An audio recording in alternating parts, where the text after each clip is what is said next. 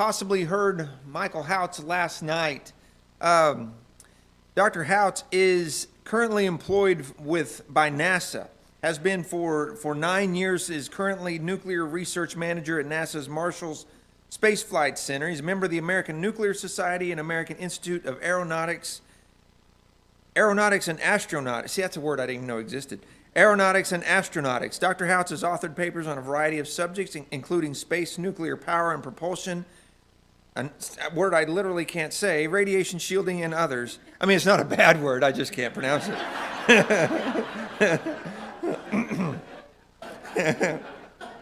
Dr. Houts currently serves on NASA's Nuclear Systems Working Group and the Radioisotope Power Systems Standing Review Board. I say all that to say, as Jeff pointed out yesterday, for us, these guys are good Christian men who have a great message to share. But it's also important for us to know, and for those who will watch these videos, those we share them with, these guys know what they're talking about, man. It's such an impressive list of credentials, so I'll get out of the way and let Dr. Houts talk to us about assumptions and the age of the universe.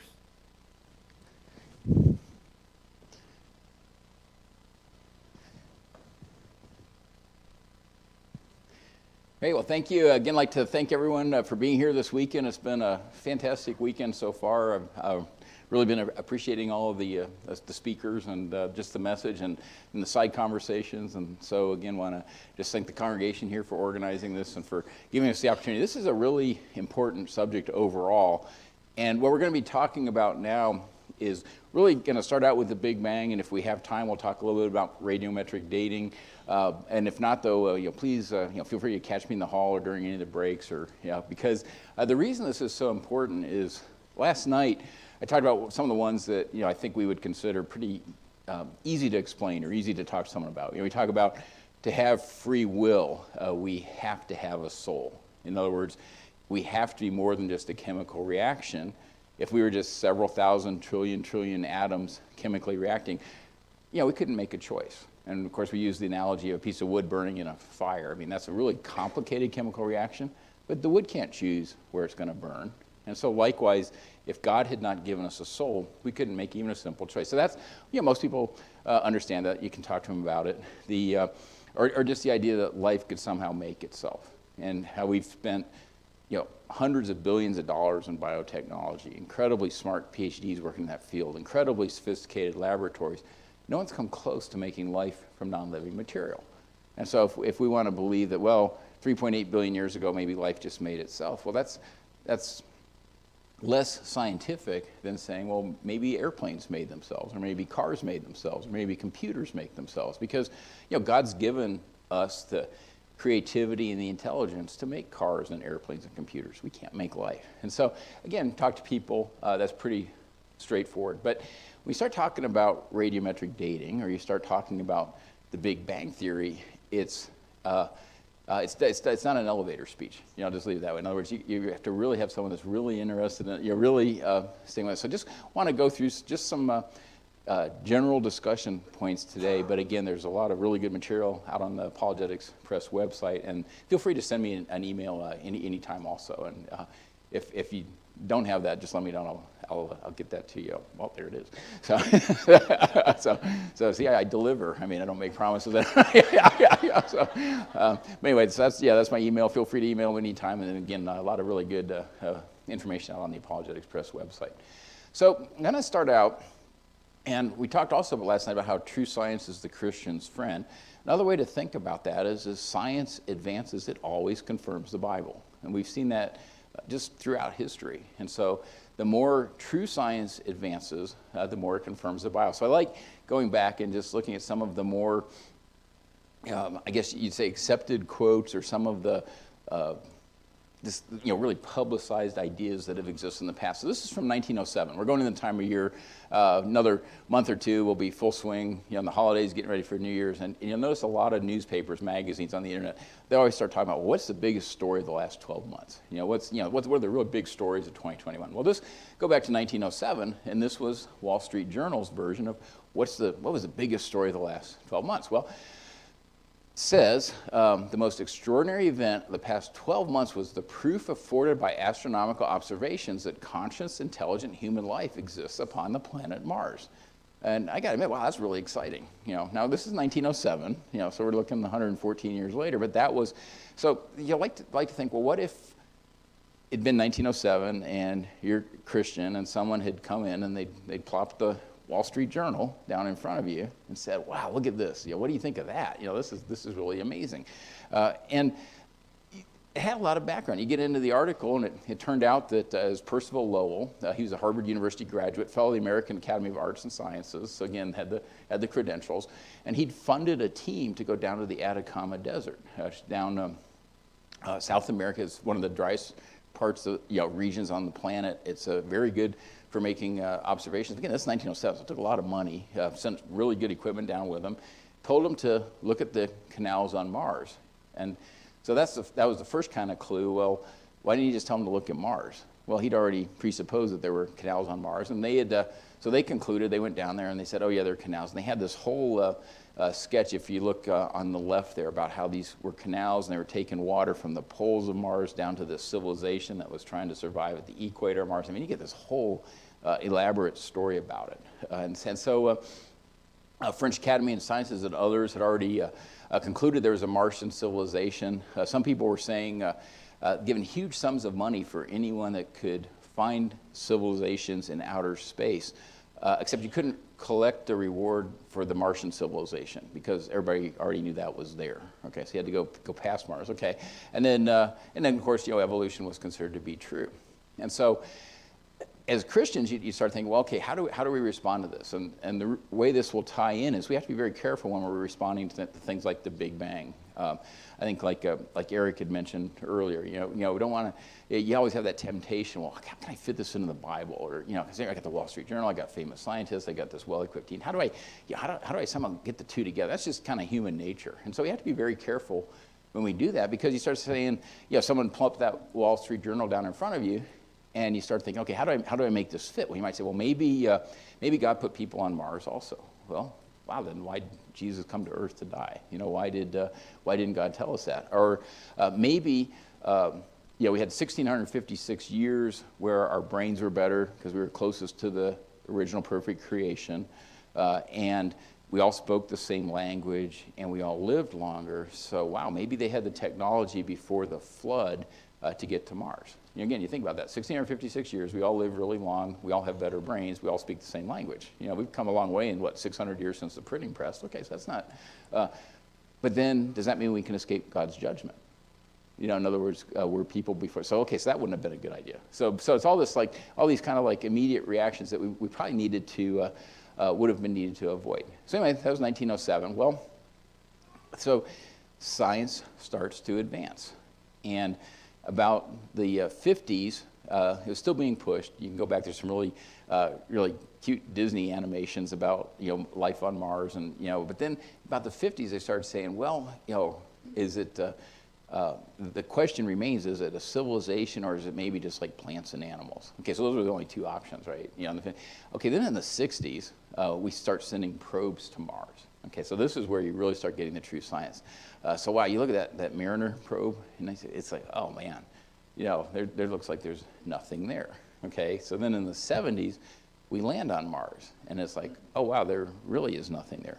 And now, now we have a rover on Mars, and we're flying a helicopter on Mars, and it's a fascinating place. It's really fun to learn about. But there's no life. And so that's exactly what we'd expect from the Bible. So literally we went since 1907 from, oh yes, established there's a human civilization on Mars to there's no life on Mars. Now that question will keep being debated, but and people start saying now maybe a meteor hit the Earth and kicked some rock back to Mars, and there are bacteria that could survive on the rock and survive the impact on Mars. And but what's interesting is people are they're realizing, it falls hand in hand with life can't make itself. So life couldn't make itself on Mars. But again, true science advanced, came a long way in the last 114 years. And so as we're talking about this, another area was back, it's probably been 60 or 70 years ago now, Enrico Fermi made this famous statement, and he said, "Where are they?" Okay, and so if you're really famous, which he obviously was, you can say stuff like that, and it just causes this huge stir. Like 3 words. Well, what he meant by "where are they" is, even then, they were thinking, well, there should be civilizations all over the universe. If evolution's true, we believe life makes itself, and somehow that life turns itself into intelligence. Which again, true science tells us none of that works. But if we go with that theory, there should be civilizations all over the universe. And so we weren't finding anything then. And so he's like, that was his quote, "Where are they?" Well, since that time, we've been, had every technique imaginable trying to find other civilizations in the universe. We'll listen for radio waves and for television and observations, everything we can think of, nothing. Okay, so no sign at all of civilization. So what's interesting about this was from Oxford University. This is only about 3 years ago. And rather than just coming right out and saying, well, we predicted this, in other words, evolution would predict all these civilizations, rather than just saying we were wrong, Dave alluded to it earlier too, you can't just say something concisely. So you have to really, really make it sound technical and everything else. And so this was a quote. They say, "When we take account of realistic uncertainty, replacing point estimates by probability distributions that reflect current scientific understanding, we find no reason to be highly confident that the galaxy or observable universe contains other civilizations, and thus no longer find our observations in conflict with our prior probabilities." So, so that's a fancy way of saying we were wrong, okay? Goes on, says, "We found qualitatively similar results through 2 different methods using the author's assessments of current scientific knowledge bearing on key parameters and using the divergent estimates of these parameters, blah, blah, blah." But this is what's really interesting. So you went from, hey, there's civilizations everywhere, and this was really the paradigm, and it's still, obviously lots of, science fiction movies, but paradigm up till even a few years ago. Civilizations everywhere, to saying that now there's a 53 to 99.6% chance, and this is atheists, okay? These are, that we are alone in the galaxy, okay? And then they're saying 39 to 85%, and then these are, they're still made up numbers, but they're shifting the numbers, but they're saying there might be an 85% chance that we are alone in the universe from the atheists. So again, look at true science advances, and what happened was the evidence became so overwhelming against this idea that there's civilizations all over the place that they finally had to acknowledge that. They couldn't just keep ignoring it. Like, oh, if we look a little harder, if we do this, or we do this, or we do this. No, we know there aren't civilizations. And again, that's very consistent with the Bible. Genesis 1:26-27, then God said, "Let us make man in our image according to our likeness, and let them rule over the fish of the sea, and over the birds of the sky, and over the cattle, and over all the earth, and over every creeping thing that creeps on the earth." God created man in his own image. In the image of God, he created him. Male and female, he created them. And so, as we talked about last night, we still all get to choose where we put our faith. But again, science advances, overwhelmingly confirms the Bible. Now, a question that I've always thought of, and I know a lot of other people think of it too, is, wow, but you got this whole universe. Well, heavens declare the glory of God. And so, I'm a space enthusiast, but, it's just...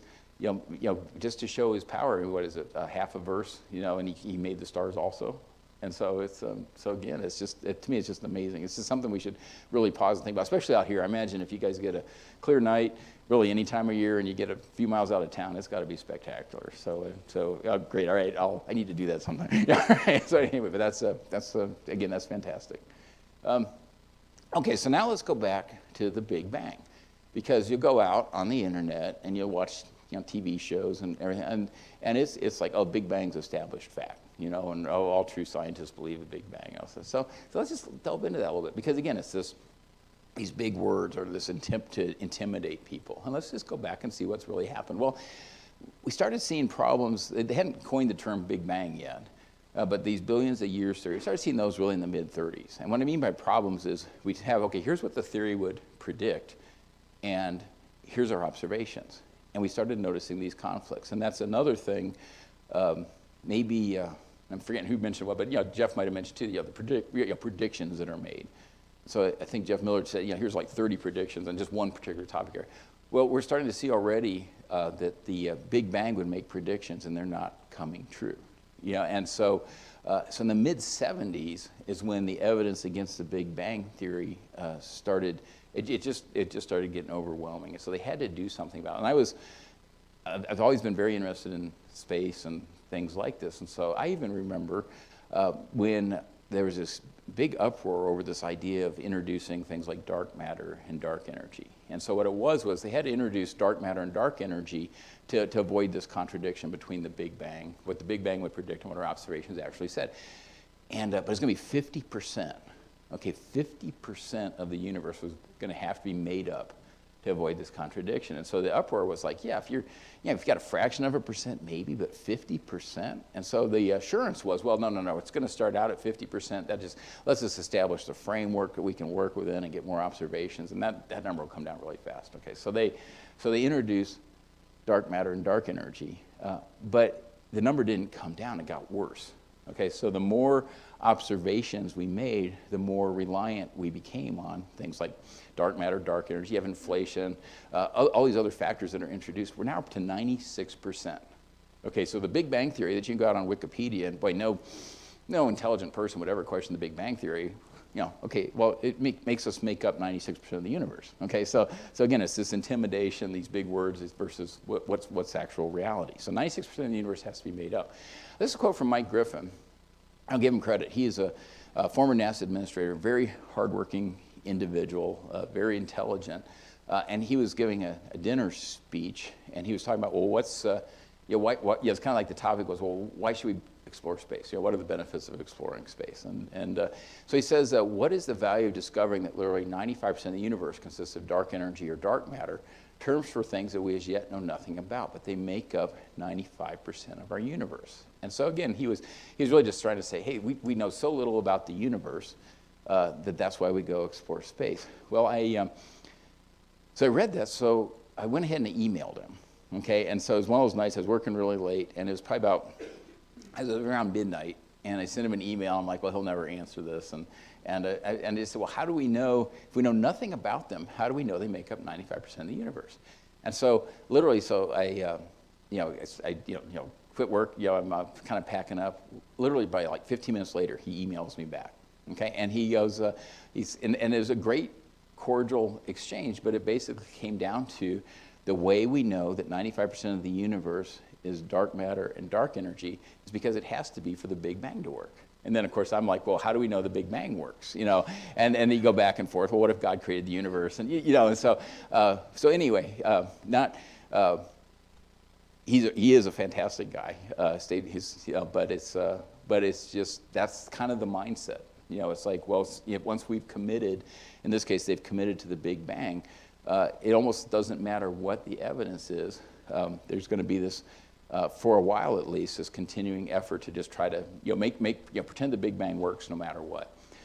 This was an article. This was out of Scientific American. And, again, it's very pro-evolution magazine. But I like that quote at the bottom. It says, "Dark energy considered even stranger. The only thing we know about dark energy is its name." Okay, and so literally, again, it's just kind of just acknowledging that, hey, we just made this stuff up.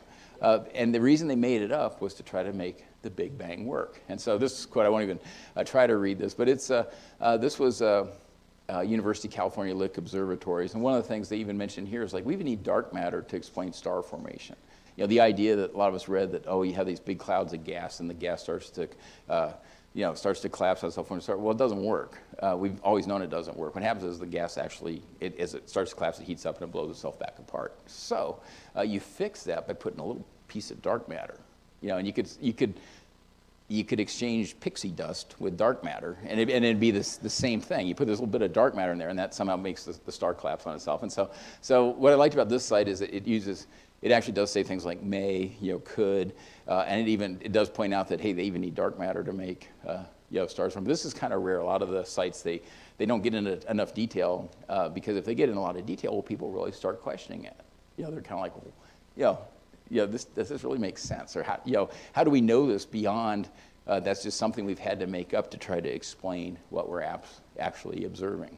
So where we're at now, dark matter and dark energy can be distributed throughout the universe in any fashion desired. They can have any property desired. There's new concepts always being introduced. There's dark flow and dark light, were around for a while. I never could figure out dark light, but I need to end up. But the whole point is a similar approach could be used to support virtually any theory imagined. And so it's right before lunch, and so I know people are getting anxious. So just to keep everybody engaged, I always like doing a little bit of math, okay? Because that tends to help. And so the question is, okay, so we have this case where we have observations, and then we have fudge factors, which basically dark matter, dark energy, dark flow, dark light, et cetera, et cetera. And then we say that's support for the theory. Okay, so the math question is, and you're not allowed to do algebra, if x plus y is 100, what does x equal? Yeah, just give me a number. Okay, 21, I think I heard. Okay, yeah, you're absolutely right. X is 21, y is 79. The answer is 100. Anybody else want to give it a try? Yeah, 80. You're absolutely right. X is 80, y is 20. The answer is 100. Okay, so and so it doesn't matter what x is. I can always pick a y to give the answer to be 100. Now, suppose we do this again next year. I come back and I'm got some bad news. The answer is really 200. Great news. You guys are both still right. In other words, x was 21, y is down. Well, now y is just 179. And so it doesn't matter what we choose for x. We can always choose a y to make that answer correct. And thank you for not using decimals. Okay, so but the whole point is we were doing the same thing with the Big Bang Theory. And so it does not matter what our observations are. We can always add in fudge factors to pretend the observations support the theory. And so any theory, in other words, it doesn't matter what the observations are. If we're allowed to do this, any set of observations can be claimed to support any theory desired. And so it is a completely non-scientific theory. And but the marketing is amazing. There was a publication a few years ago that actually had a map of dark matter. And you're like, wait a second, you can't see dark matter. We don't even know what it is. So how do you make a map of dark matter? So the correct interpretation of beautiful map, glossy, lots of color and everything, was basically, here's all the places we've had to insert a fudge factor to make the Big Bang work. And that was the real, but that wouldn't make a good caption. And so it was a map of dark matter. So again, but that's the situation we're in right now. Now Christians aren't the only ones that have noticed this. And so this was an open letter to the scientific community. It was published back in 2004. And again, these are signed by about 500 professors, astronomers, PhDs at national laboratories. Again, no indication that any of them were Christian, but this is a very true statement. So it's not just Christians that have realized this problem. It says the Big Bang today relies on a growing number of hypothetical entities, things that we have never observed. Inflation, dark matter, and dark energy are the most prominent examples. Without them, there would be a fatal contradiction between the observations made by astronomers and the predictions of the Big Bang theory. In no other field of physics would this continual recourse to new hypothetical objects be accepted as a way of bridging the gap between theory and observation. It would at least raise serious questions about the validity of the underlying theory. Okay, so what they're saying, and again, it's very eloquently worded, but they're saying this isn't science. They say no other field of physics, but we're saying this isn't science, and then they list some of the big examples. It turned out, for example, we needed to introduce inflation because we had observations. There's what they call a cosmic background radiation that we see. Well, it was wrong. Yeah, in other words, it was wrong according to the Big Bang. It's there, which the Big Bang would say would be there, but what we actually saw contradicted the Big Bang theory. So they had to introduce inflation. So again, they just introduced these hypothetical entities. The only reason I mention that is if you go up to the Air and Space Museum in DC, it'll actually say that, hey, the Big Bang predicted this cosmic background. We saw a cosmic background. That proves the Big Bang. Well, no.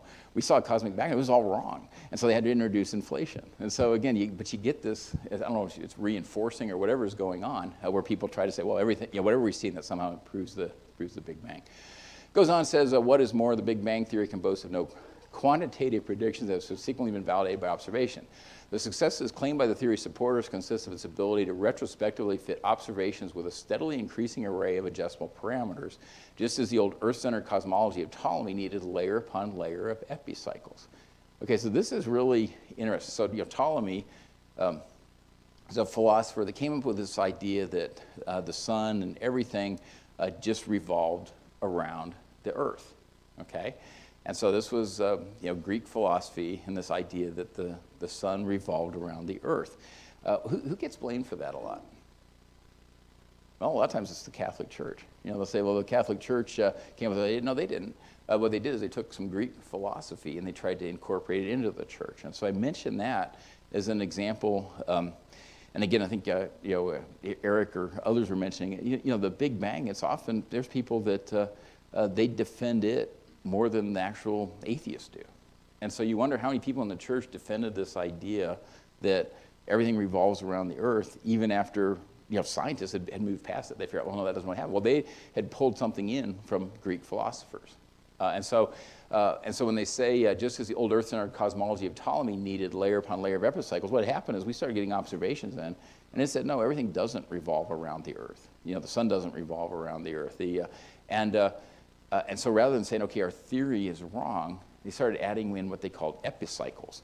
And so it's just fudge factors, just like dark matter and dark energy, where they could say, well, no, this is an epicycle, and Jupiter has an epicycle, Saturn has an epicycle, Venus has and they started adding all these in. Rather than saying, hey, this theory is wrong, they just kept adding fudge factors. And what the signatories of this letter are saying, we're doing the same thing with the Big Bang now. Rather than saying, hey, the Big Bang's wrong, we need to give up on it, we're adding dark matter, dark energy, inflation, all of these different parameters. And they also point out correctly that it's never made any quantitative predictions. So again, that's no evidence that it's a scientific, all the evidence is against it as a scientific. Now, so then you start saying, okay, what are some ways this could be hurting our understanding of cosmology in general? And because we have this commitment to atheism, this commitment to the Big Bang, what that means is really some strange ways people interpret that. But one of them is we absolutely cannot be in a special location. Okay, so it doesn't matter what that special location is. We can't be in a special location because if we're in a special location, that might imply God. And you can't do that. Okay, so you can't even imply that there might be a God. So we can't be in a special location. And so that really drives our cosmology, our understanding of the universe. To me, it's going to keep us from really, if God designed the universe so that we can go out into the universe, it's going to keep us from doing that. If we're not willing to just follow the data, really follow the science, we're not allowed to do that. We're not going to get anywhere. So anyways, this was a quote. This was back in 2009. It's Proceedings of the National Academy of Science. Those mathematicians have come up with an answer Monday for the mystery of dark energy tearing the universe apart at an accelerated rate. It ain't there. Okay, I like that actually. It's not real formal, but hey, it communicates. Okay, so it ain't there. It says Blake Temple and Joel Smoller suggest that, and then it goes on. But for their theory to work, we have to be in the center of the universe. Okay, and so again, I go back to Ptolemy, and it's like I got to admit, when I first heard that, I was like, oh no, if we start saying we're near the center, everybody's going to stir. But the whole point is this came from non-Christians. They're saying we have to be in the center of the universe. But think of what they would say. If we were allowed to be in the center of the universe, they'd get rid of the need for dark energy. Right now, 73% of the universe has to be made up of dark energy to make the Big Bang work, because the Big Bang requires us to be in a random location. If we happen to be in the center, then we don't need dark energy anymore. And so that would normally win a Nobel Prize. But the problem is, because we have to be in a special location, doesn't matter if it's center or wherever, we have to be in a special location, we're not allowed to even consider that. So think of how much that's driving things. In other words, you have this very obvious answer. Hey, I got rid of this huge fudge factor, but we have to be in a certain location. Well, no, you're not allowed to consider that. Last quote says it doesn't seem physically relevant. So this was a team of mathematicians. A team of physicists came up with the same conclusion. This was a full paper in Physical Review Letters. Basically says the same thing, but it says the process would mimic the action of dark energy. A local observer would be tricked into thinking that the universe is expanding, expansion is accelerating. The article goes on that scenario violates the Copernican principle, a notion near and dear to the hearts of physicists and cosmologists, including Caldwell and Stebbins. Okay, Copernican principle. Copernicus, again, you think, oh, science, observation.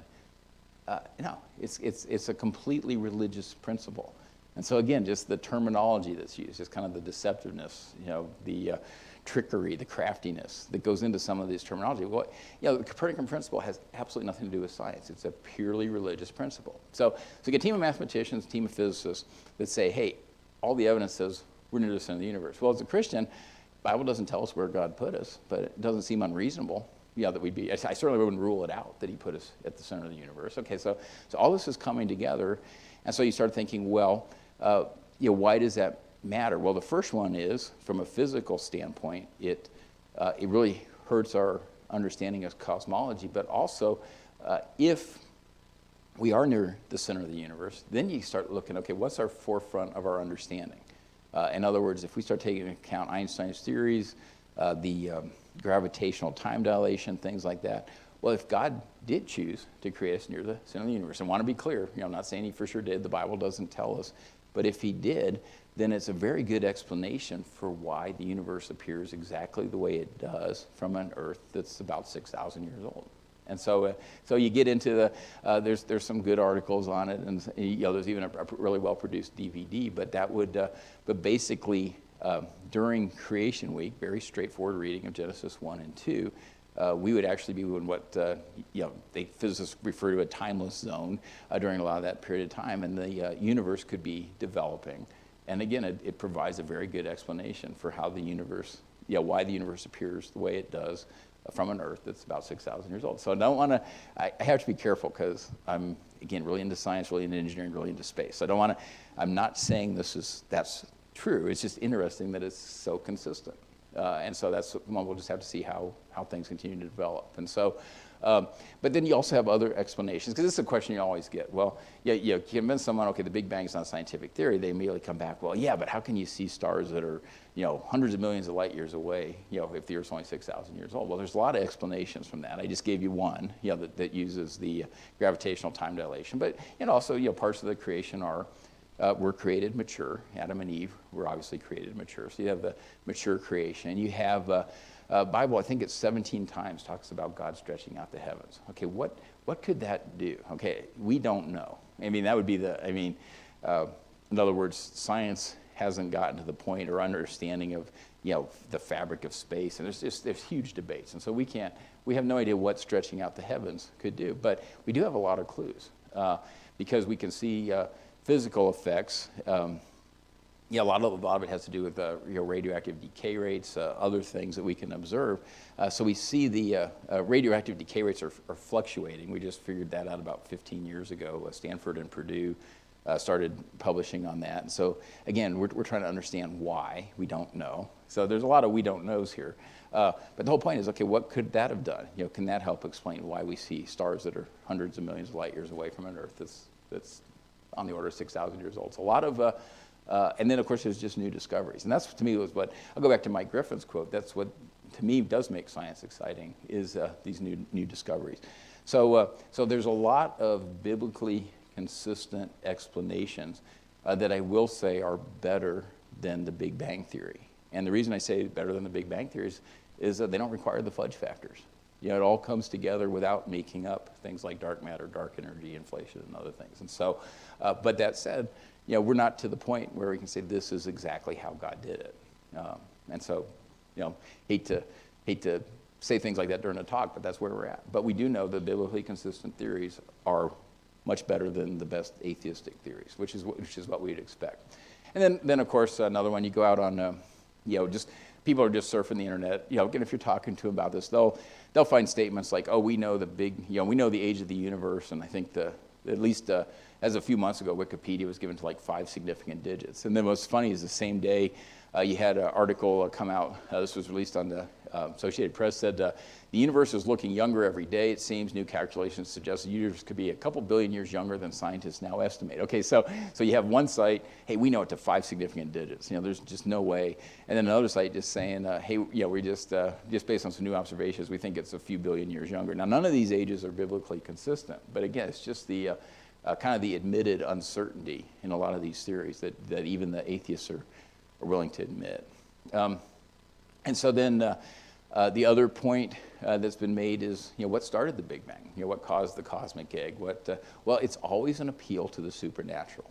And so this is another really important point to make, is there are no atheistic or there are no natural explanations for the origin of the universe. There's always an appeal to the supernatural. And so typically now people talk about, well, there's this multiverse this universe generator outside the observable universe that has just generated infinite number of universes. I mean, you start thinking, okay, what are they just saying there? Well, they're saying outside of nature, in other words, outside the universe, the observable universe, there's this universe generator. Well, hey, outside of nature, what is that? Well, that's supernatural. And so it's an appeal to the supernatural. Other people will say, well, no, it was the universe exploded from a point of infinite density where the laws of nature don't apply. Okay, well, if the laws of nature don't apply, what is that?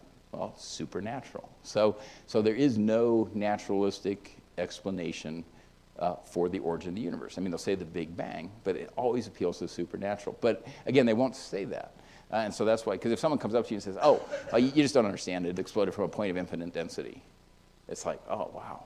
That's okay. Can't argue with that. Or there's this multiverse, multiverse, or I think it's a multiverse generator, or just a universe generator, or we're one of many multiverses, or but anyway, it just confuses the issue. But again, just an important point to remember is so again, but guess what? That point of infinite density, that multiverse generator, that couldn't give me free will. So tie it all the way back around. And so when people say, and unfortunately, I missed the talk of which God. Well, again, we shouldn't believe in the God of the Big Bang or the God of the multiverse generator or the God of a point of infinite density. Because of all the other evidence God has given us for his attributes that are as detailed in the Bible. So a final one on the Big Bang, and we'll have about 3 minutes left to go through radiometric dating. So that we'll have to pick up the pace a little bit. So this is where the Big Bang leads to. And someone mentioned also I think Eric again mentioned are we all just a hologram? Well, this is really similar. The idea here is they call it Boltzmann brains. And so you start thinking, they start going down this rabbit trail, and they're like, okay, well, there's this universe generator out there that's generated, an infinite number of universes. Well, what are the odds of it creating a universe that's as finely tuned as ours compared to it just creating a standalone brain? Okay? So it turns out, well, the odds are much, much, much greater that you're just going to have these brains popping into existence than having a whole universe popping into existence. Okay, so you probably see where I'm going here. And so the Boltzmann brain, they call it the Boltzmann brain problem. They're actually spending money trying to resolve the Boltzmann brain problem. It basically says that there's really 100% chance, from my perspective, that you guys aren't here.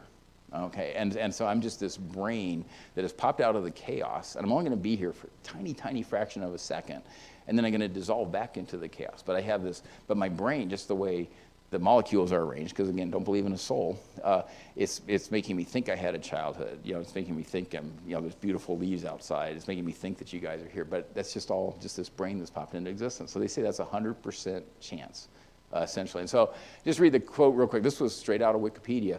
If our current level of organization having many self-aware entities as a result of random fluctuations, much less likely than a level of organization which only creates standalone self-aware entities, and it goes on. But it's just basically saying that there's that's what reality is we're just brains that have popped out of the chaos. Okay, so that's where you go with the Big Bang. So again, just we've known Big Bang doesn't work for over 50 years. And I only mention this because it's stated as if it's an accepted fact. To make there not be a contradiction between the Big Bang, fatal contradiction between what we observe and what the Big Bang would be predict, we've had to add in all kinds of fudge factors, dark energy and dark matter, probably the ones that are mentioned the most. You have inflation, you have others. Those fudge factors have to make up 96% of the universe.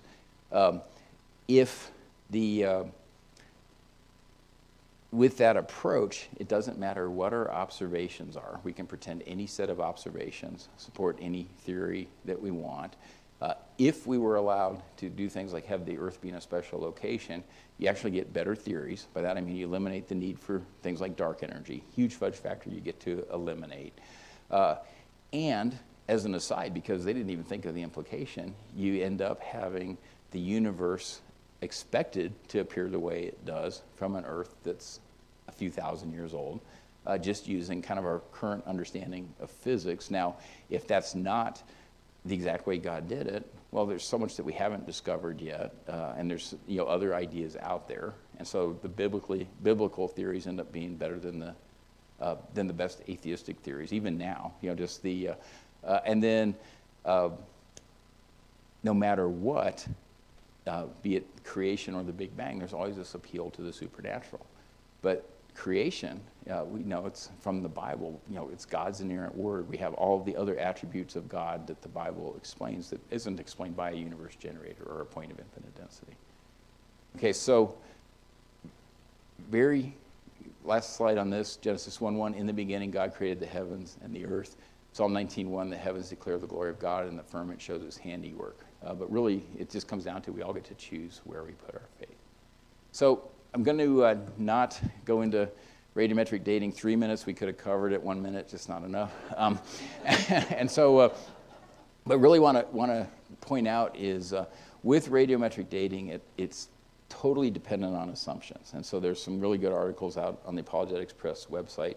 But for the very old ages of the Earth, the assumption has typically been that the radioactive decay rates don't change. They're always constant. Now, we've had evidence against that. You have essentially too much helium trapped in crystals. Helium is a byproduct of some radioactive decay. And so if you look at the amount of radioactive decay that appears to have happened, the amount of helium, it's too much in crystals, actually too little in the atmosphere. A consistent theory is you had a lot of radioactive decay, but it happened very recently. Okay, so that's like uranium, lead, potassium, argon, the long ages. For the shorter ages with carbon dating, because someone will even come in and say, oh, I found this wooden bowl that I dated it and it's 30,000 years old. They use carbon dating. Well, carbon dating is totally based on the carbon-14 to carbon ratio. But you had to know what the carbon-14 to carbon ratio was in the biosphere when say the wood in this podium. You had to know what that ratio was when the tree was cut that made the wood in this podium. And so now we are pretty confident, because it's 10 years ago or 20, however this wood was cut. But when you get back to near the time of the flood, we know that ratio would be a lot different because of all the carbon that was buried during the flood, so carbon that was extracted from the biosphere, and also the evidence that the oceans appeared to have heated up during the flood, which would change the amount of CO2 absorbed in the oceans. So you can see how we could have easily gotten through this in 3 minutes, but only 1 minute. So anyway, I just wanted to end with that. But when we talk about assumptions and the age of the universe, I'm glad we got to get into some detail on the Big Bang. It's the same story when we get into things like carbon dating and radiometric dating. So again, thank you very much for your attention and for being here this weekend. Thanks.